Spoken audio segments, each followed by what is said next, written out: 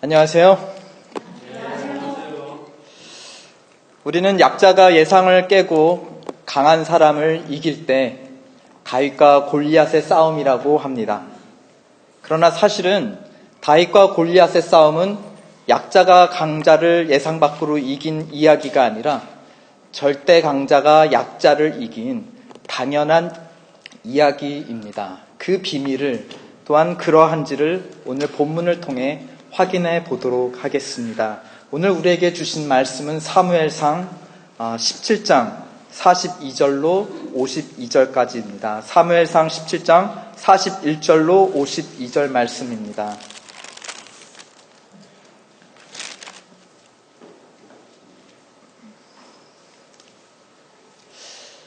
그럼 교독하도록 하겠습니다. 사무엘상 17장 41절. 블레셋 사람이 점점 행하여 다윗에게로 나아오는데 방패든 자가 앞섰더라.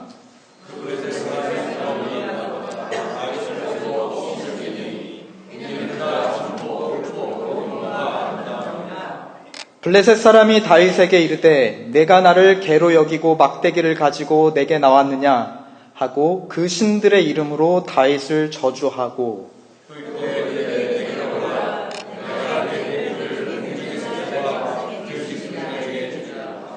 다윗이 블레셋 사람에게 이르되 너는 칼과 창과 단창으로 내게 오거니와 나는 만군의 여호와의 이름 곧 내가 모욕하는 이스라엘 군대의 하나님의 이름으로 내게 가노라.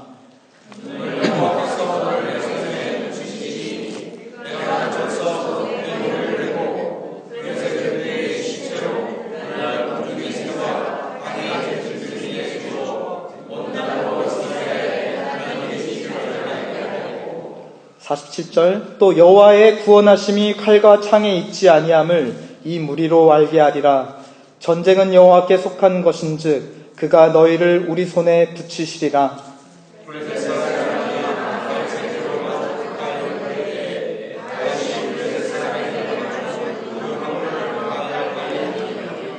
손을 주머니에 넣어 돌을 취하매 물매로 던져 블레셋 사람의 이마를 치매 돌이 그 이마에 박히니 그가 땅에 엎드려지니라.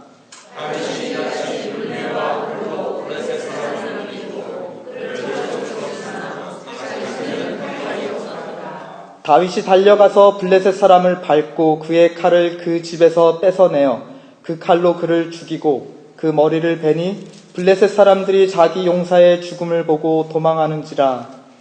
이스라엘과 유대 사람들이 일어나서 소리 지르며 블레셋 사람을 쫓아 가이와 에그론 성문까지 이르렀고 블레셋 사람의 상한 자들은 사라임 가는 길에서부터 가드와 에드론까지 엎드려졌더라. 아멘. 지금 이스라엘은 사울 왕과 함께 엘라 골짜기에 있습니다. 그들은 40일 동안 블레셋 군대와 대치하고 있는 중이었습니다. 성경에서 40은 시험을 의미하는 숫자인데요. 예를 들어서 출애굽했던 백성들이 광야에서 40년 동안 시험을 받았습니다. 오늘 사울 왕과 이스라엘 역시 40일 동안 블레셋 군대에 의해서 시험을 받고 있는 중입니다. 출애굽한 백성들이 왜 광야에서 시험을 받았나요? 그것은 그들의 눈앞에 펼쳐진 광야 때문이었습니다. 먹을 것과 입을 것이 없는 그 막막한 현실. 걸어 들어가면 걸어 들어갈수록 죽음에 더 깊숙이 들어가는 그 막막한 현실, 바로 우리의 현실이 아닐 수 없죠.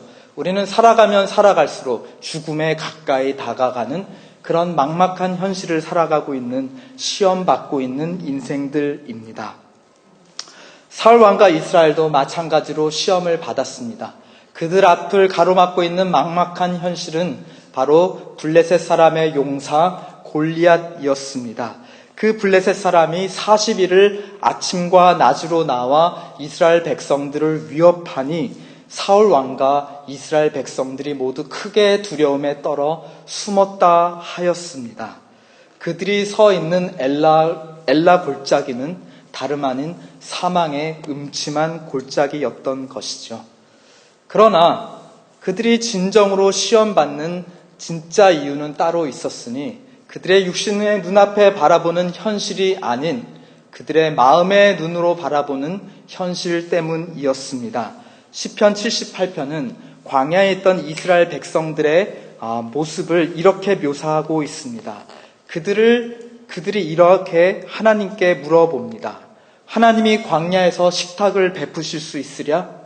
그가 능히 우리에게 떡도 주시며 자기 백성을 위하여 고기도 예비해 주실 수 있으랴? 그런데 그들이 어떠한 마음을 가지고 이렇게 하나님에게 질문을 던졌느냐? 시편 78편은 이렇게 얘기합니다. 그들이 하나님을 대적하여 말하기를. 그러니까 그들이 시험을 당한 진짜 이유는 광야, 그들의 눈앞에 펼쳐있는 막막한 현실이 아니라 그들을 도울 수 없을 것만 같은 하나님에 대한 불신앙 때문이었던 것입니다. 그것은 광야 40년을 살았던 이스라엘 백성이나 지금 40일 동안 엘라 골짜기에서 블레셋 군대와 마주하고 있는 이스라엘이나 다 같았습니다. 하나님을 향한 믿음이 없었기 때문입니다. 하나님이 저 골리앗 용사를 이길 수 없을 것만 같은 그러한 믿음이 없었기 때문에 그들은 골리앗을 두려워하였고 40일 동안 숨어 떨었던 것입니다. 그러나 이스라엘 군대 중에 단 한 사람, 믿음의 눈이 밝은 사람이 있었고 그는 확신을 가지고 골리앗에게 달려드는 이스라엘 군대 중에 단 한 사람이었습니다. 그의 이름은 목동 다윗이었죠. 사울 왕을 비롯해서 모든 이스라엘 군대들이 보기에 그들의 눈에 골리앗은 이길 수 없는 큰 용사였습니다. 그러나 이 작은 소년 목동 다윗의 눈에 보기에 이 골리앗은 어떠한 존재로 보였을까요? 43절인데요. 블레셋 사람이 둘러보다가 다윗을 발견했는데 그가 매우 업신여길만 했습니다. 40일 만에 이스라엘 군대에서 나온 이스라엘 군대의 대표자니 어떠한 사람인가 하고 기대하고 둘러보았지만 그 앞에 바라본 사람은 젊고 붉고 용모가 아름다운 소년이었습니다. 그 블레셋 사람은 43절 다윗에게 이렇게 말합니다. 내가 나를 무엇으로 여기느냐? 개로 여기느냐? 왜 그렇죠? 막대기를 가지고 나왔기 때문이었습니다. 이 다윗은 목동입니다. 목동은 막대기와 지팡이를 가지고 다니면서 양들이 잘못 갈 때는 고리가 있는 지팡이로 양들을 이렇게 인도하고요. 또 혹시 사나운 짐승들이 양을 위협할 때는 막대기, 이 끝에 단단한 그 봉 같은 게 있는 곤봉과 같은 막대기로 이 짐승들을 공격해서 자기 양떼를 보호합니다.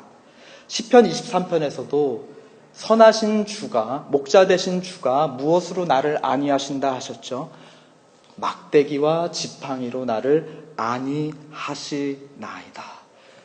이 목동이 막대기를 가지고 나오니까 이 골리앗이 네가 나를 무엇으로 여기느냐?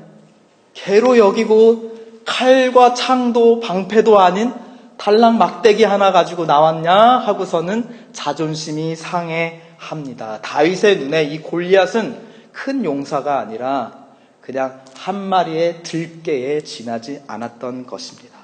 그러자 골리앗이 자기 신들의 이름으로 다윗을 저주합니다. 신 한 명이 아니라 블레셋 종족이 섬기고 있던 모든 신들의 이름으로 이 작은 목동을 향하여 저주를 퍼붓습니다. 그러자 다윗이 두려워하지 않고 블레셋 사람에게 이렇게 이르릅니다. 45절 다 함께 읽으시겠습니다. 시작. 다윗이 블레셋 사람에게 이르되 너는 칼과 창과 단창으로 내게 나아오거냐? 나는 만군의 여호와의 이름 곧 내게 목욕하는 이스라엘 군대 하나님의 이름으로 나아오라. 골리앗은 블레셋을 대표해서 나온 용사입니다. 그러나 그는 블레셋만을 대표하는 것이 아니라 블레셋 신들을 대표하고 나온 용사입니다. 그렇죠? 다윗도 마찬가지입니다. 이스라엘을 대표하는 용사로 나왔지만 그가 진정으로 대표하는 것은 이스라엘 군대의 하나님입니다. 그러므로 다윗과 골리앗의 싸움은 누구와 누구의 싸움인 것입니까? 이스라엘의 하나님과 블레셋 신들의 싸움입니다. 이 싸움이 어떻게 약자와 강자의 싸움이고 약자가 예상 밖으로 강자를 이긴 싸움이란 말입니까? 이것은 반전의 드라마 아닙니다.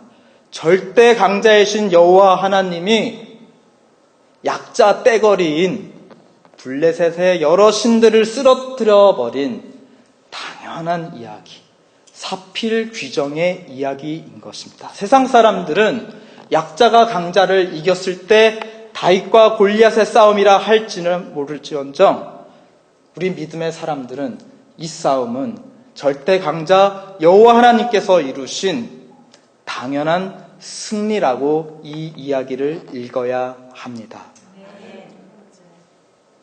다윗은 물맷돌 하나를 던져 이 거구 골리앗을 쓰러뜨립니다. 왜 돌인가? 모세 율법에 하나님의 이름을 모욕한 자는 무엇을 맞아 죽는다 하였죠? 돌에 맞아 죽는다 하였습니다. 이 골리앗이 지금 누구를 모욕했나요? 이스라엘 군대를 모욕했죠. 이스라엘은 하나님의 대리자입니다. 이스라엘을 모욕한 거, 누구를 모욕한 거죠? 자식을 모욕한 거는 아버지를 모욕한 거나 마찬가지입니다. 그러니까 이 하나님을 열심으로 사랑하고 율법에 충실한 이 목동 다윗이 무엇으로 쳐서 이 하나님을 모욕한 짐승과 같은 골리앗을 쓰러뜨렸다라는 것입니까? 바로 맷돌 하나입니다. 이 유대인들은 창조주 하나님을 모욕하는 자들을 참 사람이 아니라고 여기죠. 자기를 창조하고 다스리시는 하나님을 온전히 섬기지 않기에 이들은 참 사람이 아닌 마치 이성이 없는 짐승과 같은 자들인 것입니다. 그래서 구약의 백성들은 하나님을 모르고 하나님을 섬기지 아니하고 우상을 섬기는 이방 족속들을 향하여 무엇이라고 비유하죠? 그들을 개와 같다. 다윗이 믿음의 눈으로 바라본 골리앗은 짐승, 그것도 한 마리의 들깨에 지나지 아니하였습니다. 이 다윗이 이 싸움터에 나서기 전에 사울더러 자기를 보내어달라고 강변을 합니다. 그때 그 근거가 무엇이었냐? 내가 목자가 되어서 내 양떼를 지킬 때 사자도 곰도 내가 쳐서 하나님이 주시는 힘으로 내가 사자와 곰도 쳐서 죽였은즉 이 하나님의 군대를 모욕하는 이 블레셋 사람도 치지 못하리까? 아니, 사자와 곰도 때려잡았는데 들깨 한 마리 못 때려잡겠습니까? 물맷돌 하나면 충분했던 것입니다. 우리가 읽었듯이 다윗은 승리하고 높아집니다. 어쩌면 엘라 골짜기에 모였던 모든 사람들 중에 가장 작았을지 모르는 이 다윗이 그들 중에 가장 큰 사람 골리앗 위를 밟고 올라서죠. 다윗은 승리하고 높아집니다. 마음의 전쟁에서, 믿음의 전쟁에서 승리한 이 다윗은 현실 전쟁에서도 승리하고 누구보다 크고 높은 사람으로 올라서게 됩니다. 그러나 다윗의 승리는 혼자만의 승리가 아니었습니다. 그는 누구의 대표였죠? 이스라엘의 대표였습니다. 47절을 함께 읽어보시죠. 아닙니다. 죄송합니다. 52절 다 함께 읽어보실까요? 시작. 이스라엘과 유다 사람들이 일어나서 소리 지르며 블레셋 사람을 쫓아 가이와 에그론 성문까지 이르렀고 블레셋 사람의 상한 자들은 사라임 가는 길에서부터 가드와 에그론까지 엎드려 졌더라. 다윗의 승리는 이스라엘의 승리였습니다. 다윗은 홀로 높아지지 않았습니다. 그는 하나님의 백성, 이스라엘 백성을 더불어 높여 주었던 것입니다. 그러나 궁극적으로 다윗의 승리는 누구의 승리입니까? 하나님의 승리이신 것입니다. 47절 다 함께 읽으시죠. 또 여호와의 구원하심이 칼과 창에 있지 아니함을 이 무리로 알게 하리라. 전쟁은 여호와께 속한 것인즉 그가 너희를 우리 손에 붙이시리라. 이 전쟁의 주체가 누굽니까? 이 싸움의 주체가 누구입니까? 주어가 누구라고 하고 있습니까? 그가 너희를 우리 손에 붙이시리라. 하나님께서 다윗을 통해 다윗과 함께 일하셨습니다. 그리고 하나님께서 이스라엘을 위해 승리하셨습니다. 하나님이 자기 백성이 모욕당하는 것을 가만히 두고 보시는 그런 하나님이 아니신 것입니다. 다윗이 하나님을 마음에서 믿음으로 존귀히 높이자 하나님께서 다윗을 골리앗 위에 높여주십니다. 그리고 다윗과 함께 누구도 높여주시죠? 이스라엘 백성도 온 열방 가운데 존귀한 민족으로 하나님의 보호하심을 받는 특별한 민족으로 높이 들려집니다. 이것이 무슨 영의 원리입니까? 무슨 신앙의 원리입니까? 사무엘상을 관통하고 성경을 관통하는 영적인 원리, 그것은 바로 나존 내존, 나멸 내멸. 하나님을 존귀히 여기는 자를 나 하나님이 존귀히 여겨주고, 나 하나님을 경멸하는 자를 내가 멸시하리라.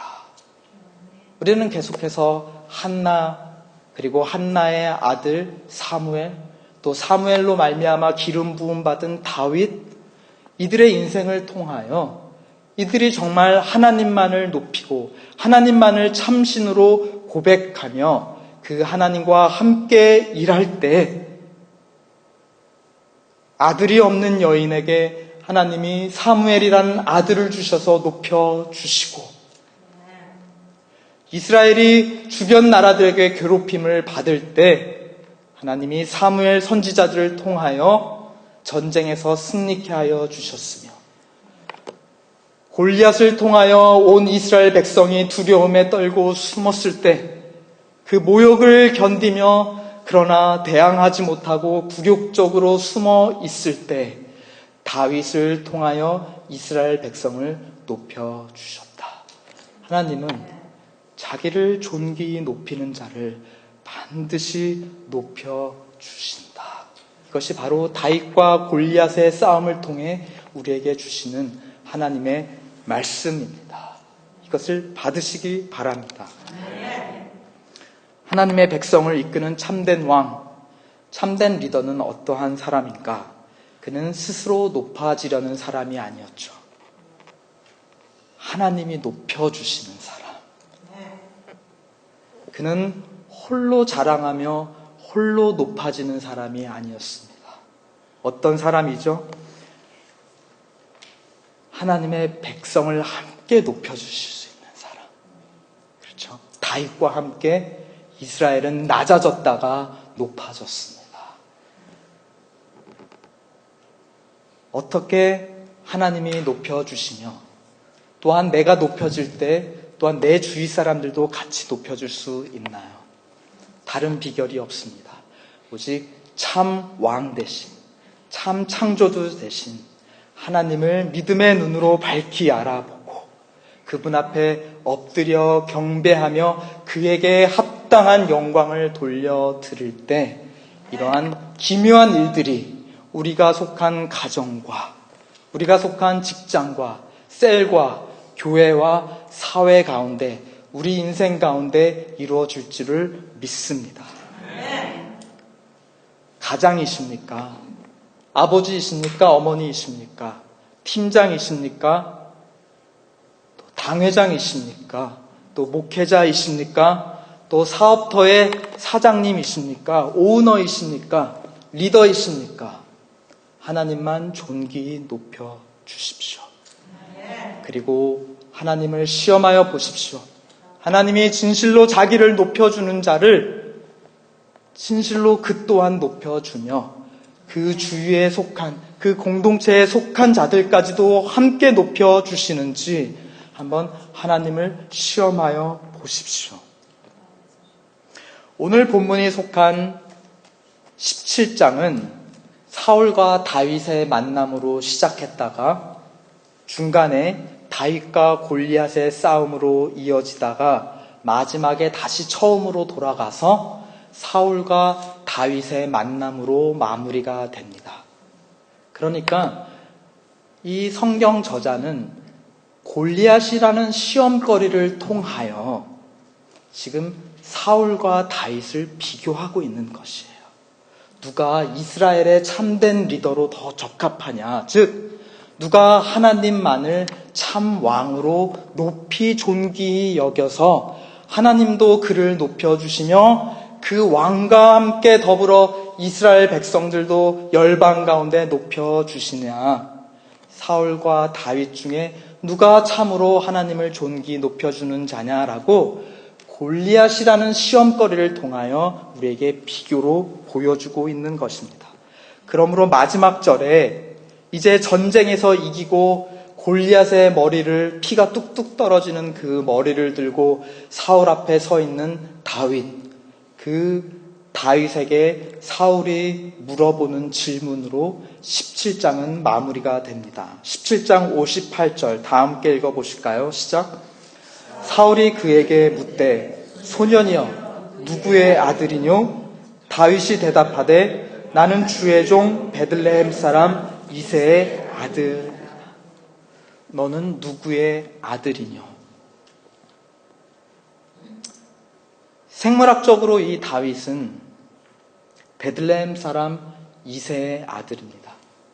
그러나 영적으로 또 언약적으로 이 다윗은 누구의 아들이죠?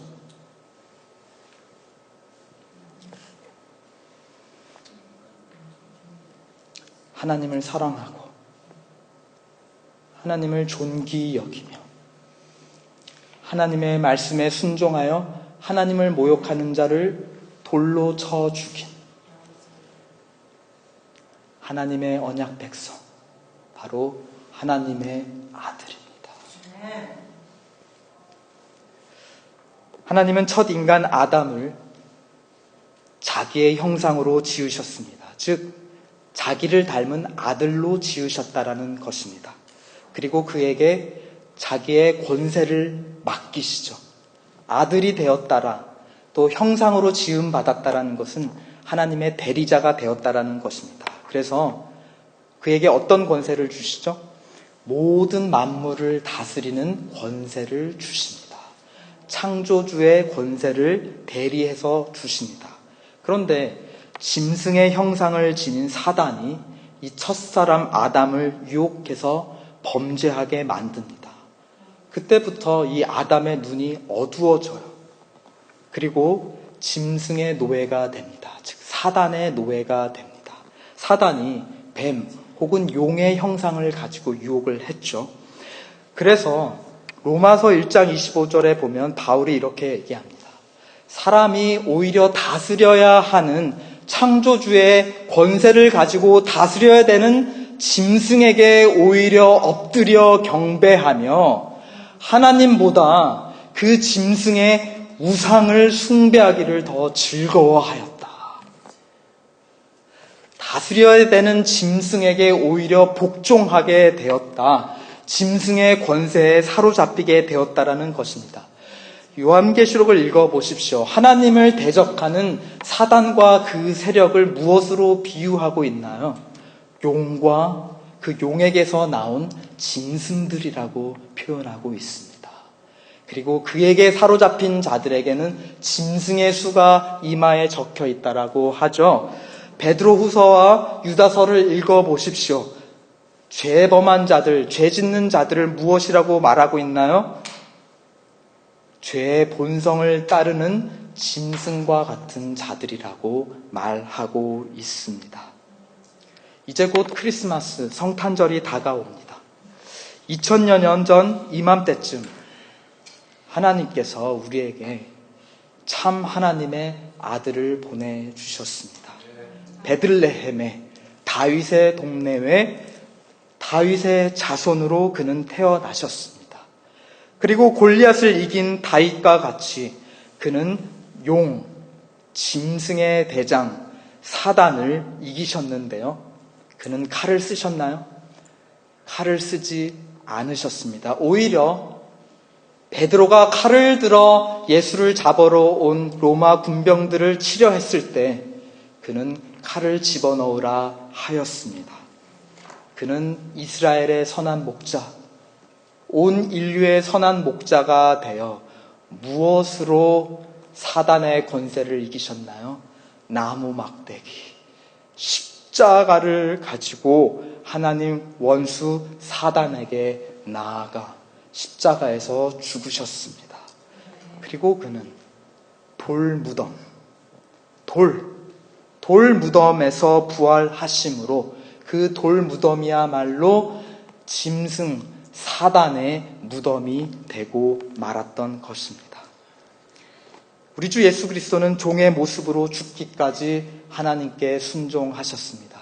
그는 하나님의 본체시나 스스로 동등됨을 여기지 아니하시고 종의 형체를 가지고 낮아지셔서 죽기까지 아버지께 순종하셨습니다. 그러자 이 아버지를 존귀 높여드린 이 아들을 하나님 아버지께서 가만히 두셨나요? 무덤 가운데 누워 계시도록 가만히 두셨나요? 그렇지 않습니다. 무덤에서 일으켜 세워주셨고 그뿐만이 아니라 하늘로 높여주시며 당신의 바로 오른쪽 권세, 하나님 보좌 우편에 자기와 동등된 권세의 자리까지 높여주시며 모든 만물을 다스리는 그 권세로 아들을 높여주셨다는 것입니다. 이분은 홀로 높아지셨나요? 그렇지 않죠. 짐승에 속한 죄인들을 영광된 하나님의 아들, 딸들로 회복시켜 주셨고 그를 믿는 모든 자들에게 성령을 주셔서 당신과 지금도 함께 일하고 계십니다. 그는 또한 다시 오셔서 모든 원수들을 마지막으로 굴복시키시고 새 하늘과 새 땅을 완성시키시며 우리와 함께 영원토록 왕 노릇 하신다 하셨습니다. 세상에 처음 오셔서 우리를 구원하시려고 짐승과 싸우셨으며 성령으로 우리와 함께 우리를 통해 지금도 이기고 계시며 또한 다시 오셔서 우리와 함께 영원토록 만물을 다스리시는 그분은 참 하나님의 아들, 참 하나님 나라의 왕, 우리 주 예수 그리스도, 우리의 선한 목자 되신 우리의 주 예수 그리스도이십니다. 주 예수는 나의 목자시니 내게 부족함이 없으리로다. 그가 나를 푸른 초장에 누이시며 쉴만한 물가로 인도하시는도다. 죽어가는 내 영혼을 소생시키시고 자기 이름을 위하여 의의 길로 인도하시는도다. 내가 사망의 음침한 골짜기로 다닐지라도 해를 두려워하지 아니할 것은 주의 지팡이와 막대기가 나를 안위하시나이다. 주께서 내 원수의 목전 앞에서 내게 상을 베푸시고 기름으로 내게 내 머리에 바르셨으니 내 잔이 넘치나이다. 나의 평생에 선하심과 인자하심이 정녕 나를 따르리니 내가 하나님 아버지의 집에 영원히 거하리로다. 나의 평생에 선하심과 인자하심이 정녕 나를 따르리니 내가 하나님의 나라의 아버지의 집에 영원히 거하리로다. 우리 이 시간 함께 합심으로 한번 기도해 볼까요?